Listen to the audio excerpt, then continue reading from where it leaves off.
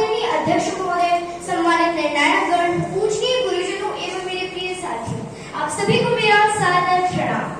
आज मैं प्रतिभागी कोड संख्या F39 आपके समक्ष एक ऐसे विषय पर अपने विचार प्रस्तुत करने जा रही हूँ जो हर विद्यार्थी के जीवन से अत्यंत गहराई से जुड़ा है, हर अभिभावक की चिंता है और हर शिक्षक की जिम्मेदारी। विषय है, क्या परीक्षाएं ज्ञान का सही मूल्यांकन करती है?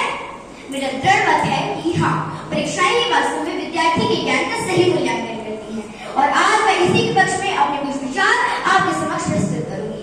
सोना आग में दबकर कुंदन बन जाता है, सोना आग में दबकर कुंदन बन जाता है और विद्यार्थी परीक्षा में दबकर श्रेष्ठ बन जाता है। परीक्षा शब्द सुनते ही कुछ लोगों के मन में तनाव का विचार आता है, तो कुछ लोग इसे अपनी मेहनत और योग्यता को सिद्ध करने का अवसर मानते हैं।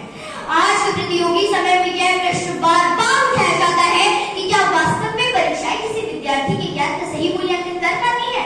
मेरा स्पष्ट और दृढ़ उत्तर है कि जी हाँ, परीक्षाएं ही वास्तव में विद्यार्थी के ज्ञान का सही व सटीक मूल्यांकन करती है।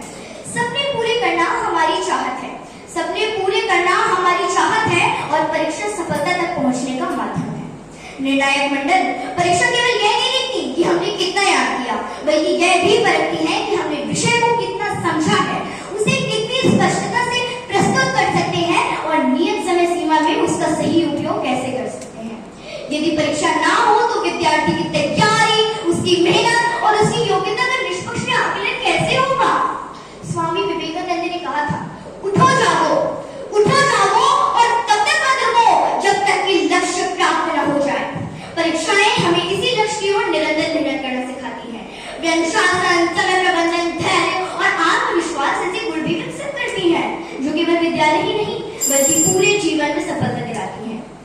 कुछ लोग कहते हैं कि परीक्षा डरने की क्षमता को बढ़ावा देती है। यदि ऐसा होता तो डॉक्टर, इंजीनियर, वैज्ञानिक, न्यायाधीश और प्रशासक